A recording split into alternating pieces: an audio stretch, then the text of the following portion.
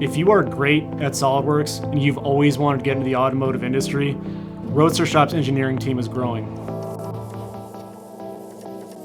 Throughout the day, we're collaborating with the laser operator, fabricators down on the floor, our CNC machinists, and even some of the hot rod builders. Every aspect of the chassis production, we oversee to the finish line. The thing that really sets our day-to-day apart from a lot of other mechanical engineers is really the subject matter. You know, at the end of the day, we could be making staplers or paper clips, but we're really getting to work on people's dream projects and things that they're excited about. So it's nice to know that when we get to see the final product roll out the door, it's going to be part of something that's pretty cool.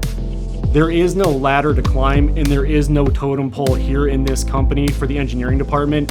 You are directly used as your talent lies right now. So you are not putting in your time. You do not senior or junior yourself to anyone else around you.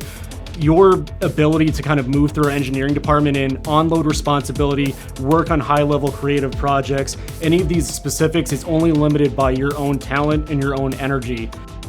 An individual that would do well on this team is someone with agency, someone who can use the resources of the company from the other departments, the other teams, as an advantage and learn from those other individuals.